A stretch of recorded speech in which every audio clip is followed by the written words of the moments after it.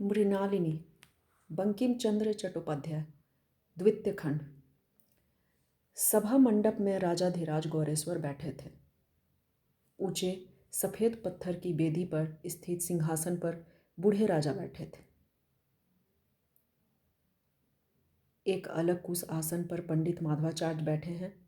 राजसभा का कार्य संपन्न होकर सभा भंग हो गई।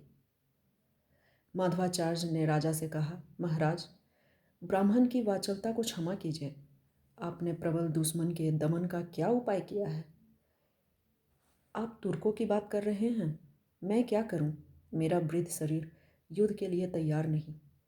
फिर मैं क्या कह सकता हूं? अब तो गंगा लाभ ही ठीक है। तुर्क पठान आते हैं तो आए। सभा पंडित महोदय, एक बात पूछना चाहता हूं। आपने यह युक्ति किस शास्त्र में देखी है कि तुर्क लोग इस देश पर अधिकार करेंगे? दामोदर ने कहा, विष्णु पुराण में। विष्णु पुराण लाने की आज्ञा दीजिए और दिखाइए कि ऐसी युक्ति कहाँ है। क्या मैं ऐसा भुलक्कर हूँ? मनुस्मृति में तो यह बात नहीं। क्या आप मानव धर्म शास्त्र में भी पारंगत नहीं?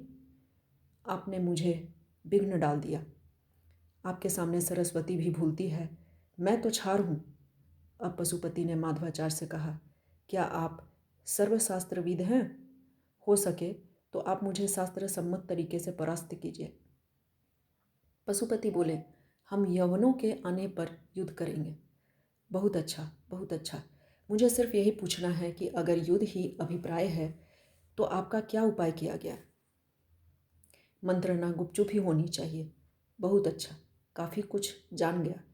फिर यह प्रस्ताव क्यों कर रहे हैं? एक बहादुर पुरुष यहाँ आए हुए हैं। आप लोग मगध के युवराज हेमचंद्र जी की बहादुरी की चर्चा सुन सके हैं। खूब सुना है। वह आपके शिष्य भी हैं, पर ऐसे वीर पुरुष की बाहु से रक्षित मगध राज शत्रु के हाथ कैसे गया? उस समय युवराज विदेश में थे। क्या वे इस समय नवद्वीप में आए हैं? हाँ, यवन इस देश में आ रहे हैं। यहाँ उनके साथ युद्ध कर शत्रु दमन करेंगे। गौड़ राजा उनके साथ संधि कर शत्रु दमन की कोशिश करेंगे तो दोनों का लाभ होगा। पशुपति बोले, आज ही उनकी परिचर्या में राजबल्लभ नियुक्त हो। हेमचंद्र का निवास स्थान गंगा किनारे एक अट्टालिका में निर्दिष्ट किया गया। नवद्वीप में जनार्दन नाम का एक ब्राह्मण निवास करता था। उसे बुढ़ापे की वजह से कान से सुनाई न देता था। उसकी सहधर्मिणी भी बूढ़ी थी। एक दिन उनकी पर्णकुटी आंधी के साथ उड़ गई। उसी समय से यह लोग राजपुरुषों की अनुमति से उस बृहद मकान में रहने लगे थे। उसी समय एक यह सुनकर कि राजपुत्र यहाँ निवास करेंगे, वह किसी दूसरी जगह की खोज करने लगे। हेमचंद्र यह सुनकर बहुत दुखी हुए और वह स्वयं ब्राह्मण से बात करने गए। उन्होंने ब्राह्मण को प्रणाम किया। हेमचंद्र समझ गए थे कि ब्राह्मण की सुनने की शक्ति कमजोर है, इसलिए उन्होंने ऊंचे स्वर में कहा, मेरा नाम हेमचंद्र है, मैं ब्राह्मणों का दास हूँ। ब्राह्मण बोले, अच्छा, यह सब बताने की जरूरत नहीं। तुम्हारा मकान कहाँ है? हेमचंद्र हताश होकर वापस लौट रहे थे कि पीछे से किसी ने उनका दुपट्टा खींचा। हेमचंद्र ने पीछे देखा। सामने किसी कुसुम निर्मिता देवी की प्रतिमा है। हेमचंद्र यह जान नहीं पाए कि वह बालिका है या तरुणी।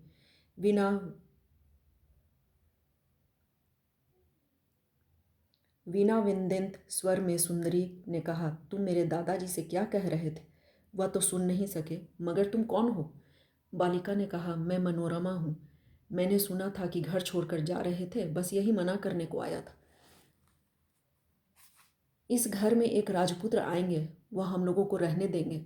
मैं ही वह राजपुत्र हूँ। मैं तुम लोगों से अनुरोध करता हूँ कि तुम यहीं रहो। मनोरमा ने कहा, क्यों? हेमचंद्र ने कोई उत्तर न पाकर कहा, क्यों? समझ लो कि यदि तुम्हारा भाई आकर इस मकान में रहता तो क्या तुम लोग उसे निकाल सकते? मनोरमा, क्या तुम मेरे भाई हो? आज से मैं तुम्हारा भाई हुआ, परंतु बहन समझकर मेरा तिरस्कार तो नहीं करोगे? हेमचंद्र को बालिका की बातों से कुछ आश्चर्य हुआ। उन्होंने सोचा, यह कैसी अलौकिक सरल बालिका है। मनोरमा उदास होकर खड़ी हो गई। कहा, मैंने कभी भाई देखा नहीं। क्या भाई से लज्जा करनी चाहिए? हेमचंद्र, नहीं। मनोरमा, तब मैं तुमसे लज्जा नहीं करूंगी। हेमचंद्र हंसे। उन्होंने कहा, अपनी बात मैं तुम्हारे दादा को नहीं समझा सका, इसका कोई उपाय है? मनोरमा, मैं बताती हूँ। हेमचंद्र का अभिप्राय मनोरमा ने मीठे स्वर में जनार्दन के कानों में प्रकट किया। हेमचंद्र यह देखकर विस्मय में आए कि मनोरमा की बातें बहरे की समझ में आ गई। ब्राह्मण ने आनंदित होकर राजपुत्र को आशीर्वाद दिया और कहा, ब्राह्मणी से कहो कि राजपुत्र तुम्हारे पौत्र हुए, आशीर्वाद दो। यह कहकर ब्राह्मण स्वयं ब्राह्मणी को बुलाने लगे। उस समय ब्राह्मणी दूसरे कामों में लगी हुई थी। आवाज़ सुनी नहीं तो ब्राह्मण ने असंतुष्ट होकर कहा, ब्राह्मणी को कानों से कम सुनाई देता है। हेमचंद्र तो उस उपवास गृह में संस्थापित हुए और मृणालिनी निर्वास्ता, परपीड़िता, सहायहीना। मृणालिनी कहाँ है? रात के तिमिर आवरण में गंगा का विशाल दृश्य अस्पष्ट हो गया। सभा मंडप में परिचारिकों द्वारा जलाए गए दीपक कुसुम के ढेर की तरह आकाश में तारे खिलने लगे। अनेक लोगों के कोलाहल की भांति लड़कों का शोर होने लगा। मल्लाह नाव किनारे लगाकर रात के विश्राम की व्यवस्था करने लगे और भोजन आदि की व्यवस्था की। छोटी सी डोंगी में सिर्फ 2 ही सवारी थी, दोनों ही स्त्री। पाठकों को बताना नहीं पड़ेगा कि यह मृणालिनी और गिरिजाया थी। गिरिजाया ने मृणालिनी से कहा, दिन रात चिंता करने से क्या होगा? यदि हमें नवद्वीप में आकर कोई अच्छा काम नहीं किया तो अभी भी लौट चले। मृणालिनी ने जवाब दिया, आप कहाँ चलोगी? चलो ऋषिकेश के घर। इससे तो अच्छा है कि जल में डूब मरूं। तो चलो मथुरा चलें, वहाँ मेरे लिए कोई स्थान नहीं। जिस बाप के घर से उल्टा की तरह रात को चली आई, अब उसे वहाँ मुंह कैसे दिखाऊंगी? परंतु जब तुम अपने इच्छा व बुरे ख्यालों से तो आई नहीं, फिर जाने में हर्ज क्या? जिस घर में मैं प्यार की पुतली थी, उसमें घृणित होकर कैसे रहूंगी? गिरिजाया ने नहीं देखा कि मृणालिनी की आंखों में एक एक करके आंसू टपक रहे थे। तब कहाँ चले? नदिया में मुझसे हेमचंद्र से मुलाकात नहीं होगी, परंतु तुम जानती हो कि उन्होंने मुझसे न मिलने का व्रत किया है। मैं उनके इस व्रत को क्यों तोड़ूं? और मैं उन्हें क्या कहूँगी कि मैं ऋषिकेश पर क्रोध करके आई हूँ, या उन्होंने मुझे उल्टा कहकर निकाल दिया? गिरिजाया ने कुछ सोचकर कहा, क्या नवद्वीप में तुमसे हेमचंद्र से मुलाकात न होगी? मृणालिनी, नहीं। गिरिजाया, तब क्यों जाती हो?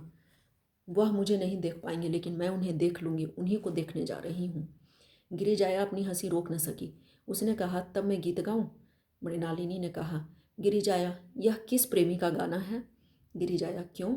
मैं होती तो नाव डुबा देती। गिरिजाया ने कहा, शौक से। तब उसने पानी के भीतर रत्न देखा। हेमचंद्र कुछ दिन उपवन में रहे। वहाँ जनार्दन से रोज भेंट हो जाती, मनोरमा से रोज मुलाकात होती। मनोरमा की उम्र का पता लगाना मुश्किल है। कभी वह बच्ची लगती, परंतु कभी वह बड़ी गंभीर लगती। एक दिन हेमचंद्र ने मनोरमा से पूछा, तुम्हारी ससुराल कहाँ है? तुम्हारी उम्र कितनी है?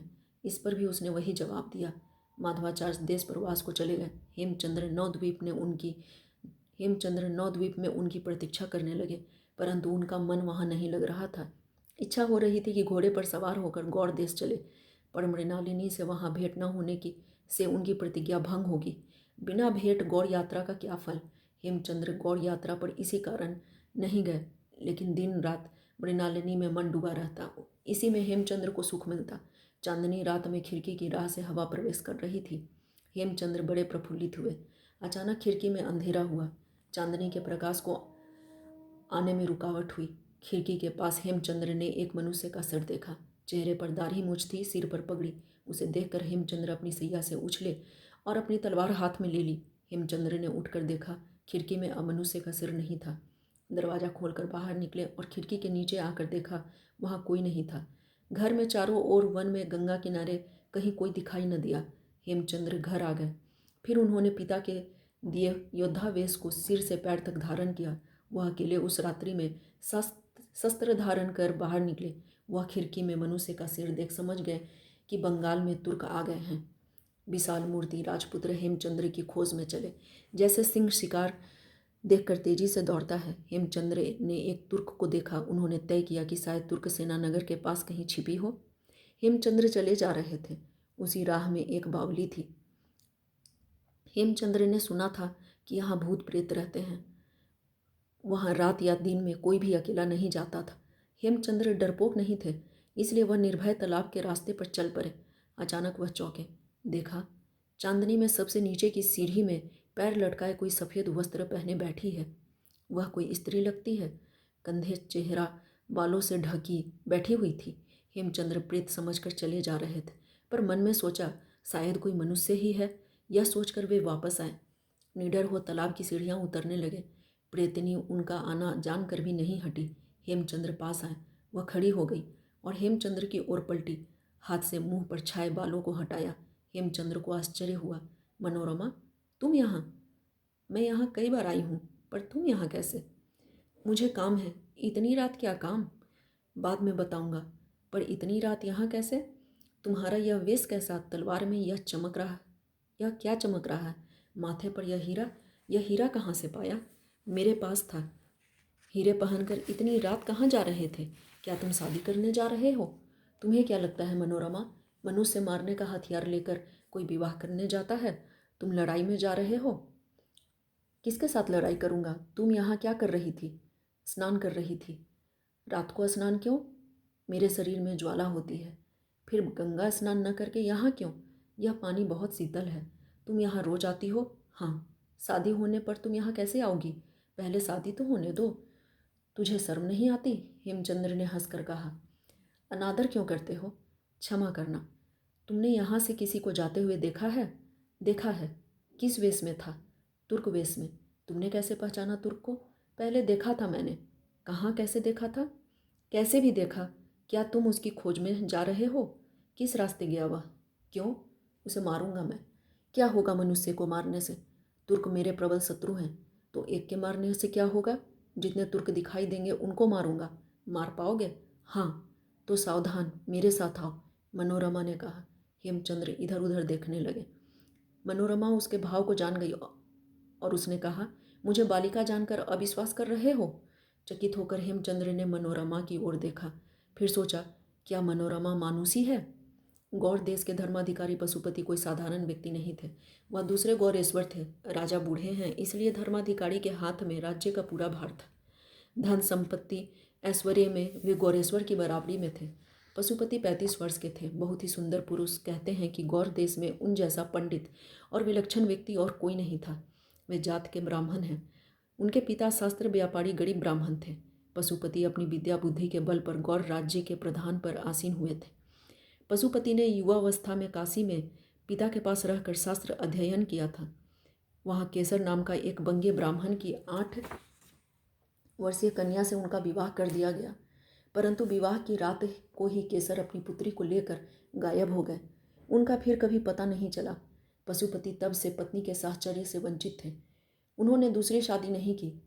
आज वह राजमहल में निवास करते हैं, पर यह राजमहल स्त्री के अभाव में अंधकारमय लगता है।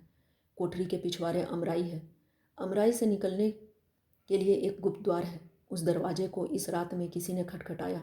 पशुपति ने दरवाज़ा खोला। एक व्यक्ति ने प्रवेश किया। हेमचंद्र ने खिड़की में से उसे ही देखा था। पशुपति ने उसे आसन पर बिठाकर कोई विश्वस्त चिन्ह देखना चाहा। मुसलमान ने चिन्ह दिखाया। समझ गया, तुर्क सेना के आप विश्वास पात्र हैं। आपका नाम मोहम्मद अली है। आप अब सेनापति का मतलब कहिए। तुर्क बोला, खिलजी साहब की इच्छा है कि बिना युद्ध किए आप गौड़ पर विजय करें। यह राज्य आप उनको कैसे समर्पण करेंगे? यह तय नहीं कि राज्य मैं उनको दूं या नहीं। ठीक है, मैं चला। फिर आपने खिलजी के पास दूत क्यों भेजा? यह पता करने कि उनमें युद्ध का जोश कैसा है। वह मैं बता देता हूँ। उन्हें युद्ध में ही आनंद है।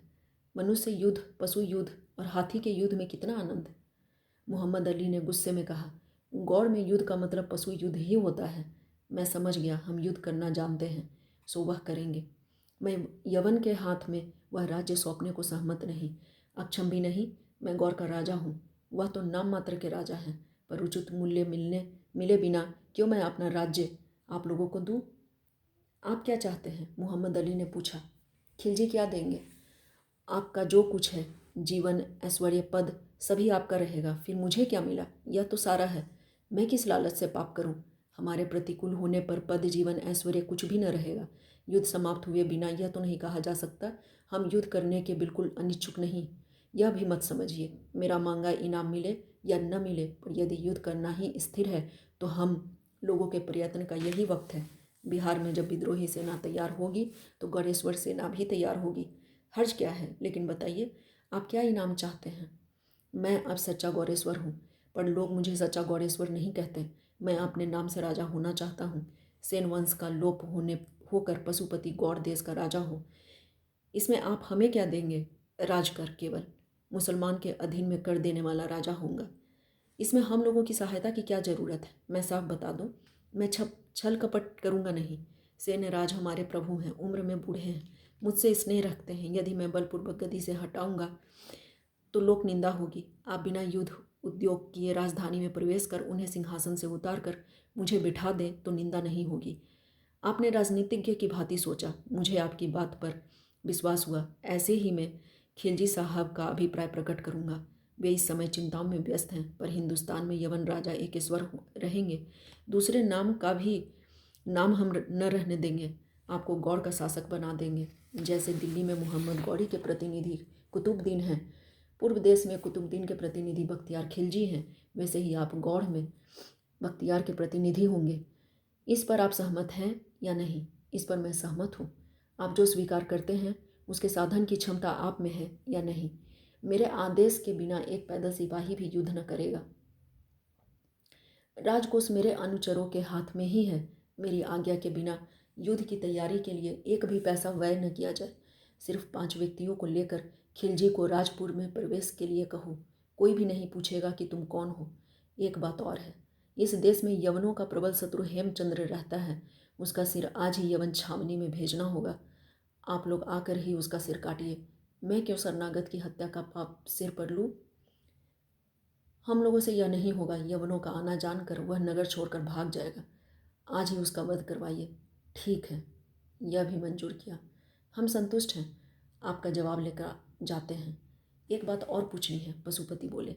जो राज्य मैं आप लोगों को के हाथ दे दूं, कहीं बाद में आप मुझे निकाल बाहर तो नहीं कर देंगे?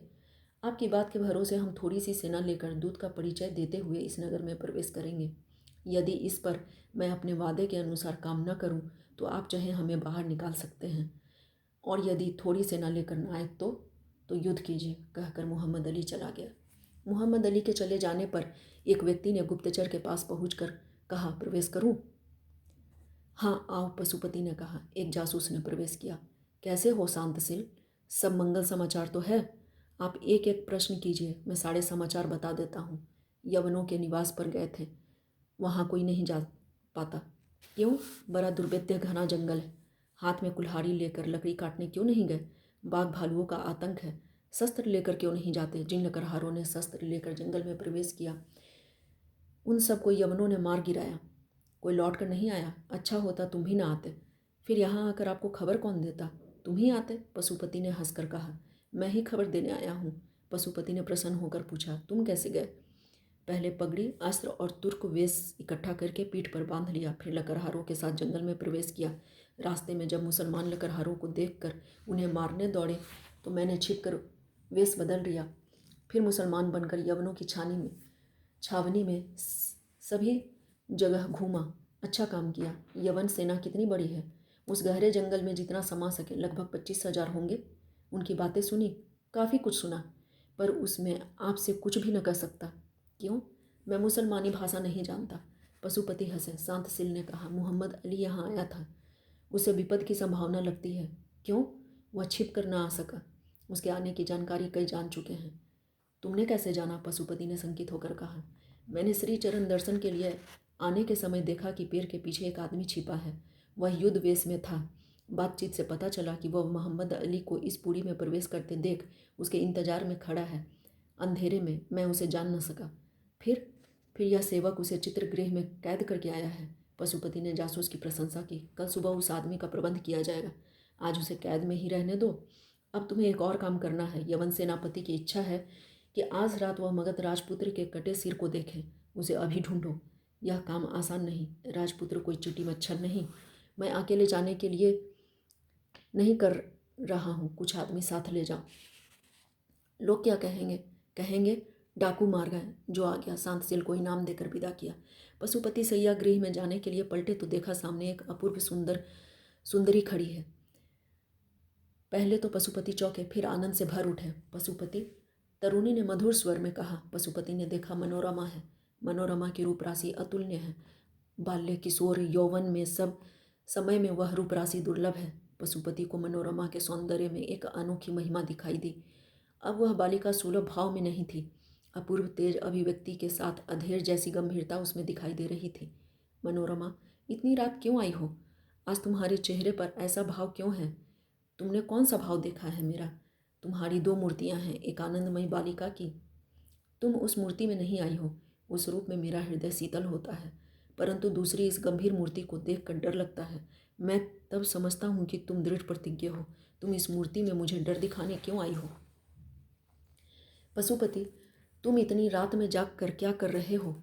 मैं राजकाज में व्यस्त था, पर तुम? राजकार्य या अपने कार्य में? अपना काम ही कहो। मैं व्यस्त कब नहीं रहता? तुम आज ऐसा क्यों पूछती हो? यवन के साथ पशुपति की सलाह, शांतशील के साथ सलाह। मैंने दरवाजे पर छिप कर सब कुछ सुना है। पशुपति के चेहरे पर अंधकार छा गया। अच्छा ही हुआ, तुम कौन सी बात नहीं जानती। मैं सारी बात तुमसे कहता। तुमने पहले ही सुन लिया। पशुपति, तुमने मेरा त्याग किया। मनोरमा ने कहा। मनोरमा, क्यों?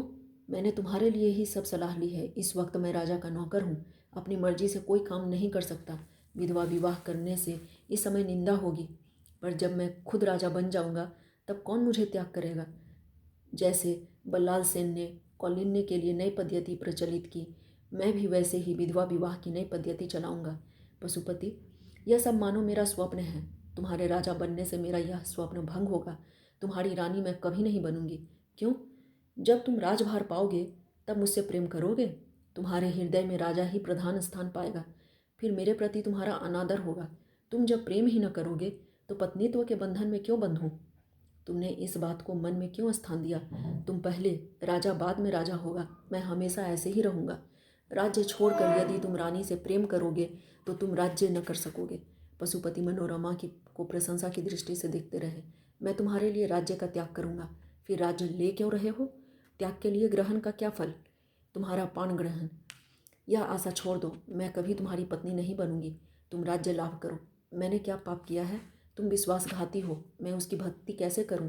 कैसे विश्वासघाती से प्रेम करूं? क्यों? मैं कैसे हुआ विश्वासघाती? अपने प्रतिपालक प्रभु को राज्यच्युत करने की सोच रहे हो। शरणागत राजपुत्र को मारने की योजना बना रहे हो। यह विश्वासघात से कम है? पशुपति चुप रहे। पशुपति, प्रार्थना है तुम इसको बुद्धि का नाश करो। पशुपति का कोई जवाब न पाकर मनोरमा बोली। मैं चली, पर यह प्रण करती हूँ कि विश्वासघाती के साथ इस जन्म में मेरी फिर मुलाकात न होगी। कहकर मनोरमा चलने को हुई। पशुपति रो पड़े। मनोरमा वापस मुड़ी। उसने आकर पशुपति का हाथ पकड़ लिया। पशुपति ने उसके चेहरे की ओर देखा। उस गंभीर मुद्रावान तरुणी मूर्ति की जगह सुकुमारी बालिका उसका हाथ पकड़े रो रही थी। रोते क्यों हो? मनोरमा ने पूछा। तुम्हारी बात पर। पशुपति ने आंसू पोंछकर कहा। क्यों? मैंने क्या कहा? मुझे त्याग कर तुम जा रही हो? मैं अब ऐसा न करूँगी। तुम मेरी राजमहिषी हो। हाँ, होंगी। पशुपति का हृदय सागर छलक पड़ा। अचानक मनोरमा उठकर चली गई। हेमचंद्र तालाब के किनारे मनोरमा के साथ चलकर यवन की तलाश कर रहे थे। मनोरमा ने धर्माधिकारी के घर से दूर रुक कर हेमचंद्र से कहा, सामने यह महल देख रहे हो? हाँ, देखता हूँ। यवन वहीं गया है। क्यों? तुम यहीं पेड़ की आड़ में रहो, यवन इसी रास्ते से जाएगा। तुम कहाँ जाओगी? इसी घर में। हेमचंद्र एक वृक्ष की आड़ में छिप गए। मनोरमा ने गुप्त रास्ते से महल में प्रवेश किया। तभी शांतशील पशुपति के घर जा रहा था। उसने देखा कि एक आदमी वृक्ष की आड़ में खड़ा है। संदेहवश शांतशील वृक्ष के नीचे लगा। हेमचंद्र को उसने चोर समझकर पूछा, कौन हो? क्या कर रहे हो? मैं चाहे कोई भी हूँ। आप यहाँ क्या कर रहे हैं? यवन को ढूंढ रहा हूँ। यवन कहाँ है? इस घर में। इस घर में क्यों गया है? मैं नहीं जानता। किसका है यह घर? मैं नहीं जानता। फिर आपने कैसे जाना कि यवन इस घर में गया है? तुम क्या करोगे यह जानकर? यह घर मेरा है। यवन यदि इस घर में गया है तो किसी बुरी कामना से गया है। आप योद्धा और यवन के शत्रु लगते हैं। यदि हो तो चलिए मेरे साथ, दोनों मिलकर चोर को पकड़ेंगे। हेमचंद्र शांतशील के साथ चले। दोनों ने सिंह द्वार में प्रवेश किया और एक कोठरी में जाकर कहा, इसी घर में मेरा स्वर्ण रत्न आदि सब कुछ है। आप इसके पहरे पर रहिए। यवन कहाँ छुपा है मैं अभी पता लगा कर आता हूँ। कहकर शांतशील उस कोठरी से निकला और बातों बातों में उसने बाहर से कोठरी का दरवाजा बंद कर दिया। हेमचंद्र कैद हो गए। मनोरमा पशुपति के कमरे से बाहर निकलकर उस चित्रगृह में आई। पशुपति और शांतशील की बातों से उसे पता चल गया था कि हेमचंद्र उस घर में कैद है। उसने चित्रगृह का दरवाज़ा खोल दिया। हेमचंद्र बाहर निकल आए। मनोरमा भी उसके साथ आ गई। मैं कैद क्यों हुआ बाद में बताऊंगी। वह आदमी कौन था जिसने मुझे बंद किया? शांतशील। कौन है शांतशील? जासूस। यह घर उसी का है? नहीं। फिर बताऊंगी। यवन कहाँ गया? छावनी में गया। छावनी में कितने यवन हैं? 25,000। उसकी छावनी कहाँ है? महावन में। महावन कहाँ है? नगर से उत्तर में। हेमचंद्र कुछ सोचने लगे। मनोरमा बोली, सोचते क्या हो? तुम उनके साथ युद्ध करो। 25,000 के साथ अकेले युद्ध? तो क्या घर लौट जाओगे? अभी नहीं। कहाँ जाओगे? महावन में। युद्ध नहीं करना है तो महावन में क्यों जाओगे? यवनों को देखने। देखने से क्या फ़ायदा होगा? यह समझ सकूंगा कि सब किस तरह मारे जाएंगे। छी, 25,000 आदमी मारोगे? सर्वनाश। मनोरमा, तुम्हें यह खबर कैसे मिली? खबर और भी है। तुम्हें मारने आज डाकू घर में आएंगे। आज घर मत जाना, कहकर मनोरमा चली गई। हेमचंद्र एक सुंदर घोड़े पर सवार होकर उस महावन की ओर रवाना हुआ। शहर पार हुआ, मैदान का कुछ हिस्सा भी पार किया। तभी अचानक उसके दाहिने कंधे पर थोड़ा दर्द महसूस हुआ। देखा, कंधे पर तीर लगा है। मुड़ कर देखा, हर एक शिकारी ने उनको लक्ष्य कर एक एक तीर चढ़ाया। हेमचंद्र ने कौशल से भाला उठाकर हमले को विफल कर दिया। शिकारियों ने फिर तीर चढ़ाए और उनके तीर नष्ट होते चले गए। हेमचंद्र पर फिर लगातार तीर बरसने लगे। हेमचंद्र ने अद्भुत कौशल से अपनी सुरक्षा की। शिकारी चकित हुए। मौका पाकर हेमचंद्र ने एक पर एक तीर चलाया। तीर उसके सिर में जा घुसा। वह घोड़े से गिर पड़ा। उसी वक्त अन्य 2 सवार भाले तानकर हेमचंद्र पर दौड़े और भाला चलाया। हेमचंद्र बार बार बच जाते। इस बार सवारों ने हेमचंद्र के घोड़े को लक्ष्य कर भाला चलाया। भाला घोड़े की गर्दन पर लगा। घोड़ा चोट खाकर निर्जीव होकर गिर पड़ा। हेमचंद्र संभल कर जमीन पर खड़े हो गए। झट उन्होंने कराल भाला हाथ में लेकर कहा, मेरे पिता का दिया हुआ सूल दुश्मन का खून किए बिना कभी नहीं लौटता। कहकर उन्होंने वार किया तो दूसरा सवार भी जमीन पर गिर पड़ा। यह देखकर तीसरा सवार अपने घोड़े को मोड़कर तेजी से भागा। वह शांतशील था। हेमचंद्र ने अपने कंधे पर धंसा तीर निकाला। तीर मांस में लगा था, इसलिए निकालते ही खून बहने लगा। खून बंद करने की कोशिश की मगर बंद नहीं हुआ। हेमचंद्र को धीरे धीरे कमजोरी आने लगी। अब वह यवनों की छावनी में जाना संभव नहीं था, क्योंकि घोड़ा भी मारा गया था और खुद की शक्ति भी चली गई। इसलिए खिन्न मन से वे धीरे धीरे लौटने लगे। हेमचंद्र ने मैदान पार किया। शरीर भी शिथिल हो चला था। बड़े कष्ट से उन्होंने नगर में प्रवेश किया। अब आगे और चलना मुश्किल हो गया। वे एक कुटी के पास वट वृक्ष के नीचे बैठ गए। प्रातः हो रही थी। रात भर जागने, सारी मेहनत और खून बहने से हेमचंद्र की आंखों में धरती घूमने लगी। थक कर उन्होंने वृक्ष से पीठ टेक दी। आंखें बंद हो गई। बेहोश होकर लेट गए। उन्होंने नींद और बेहोशी की हालत में स्वप्न की स्थिति में सुना जैसे कोई गाना गा रहा है।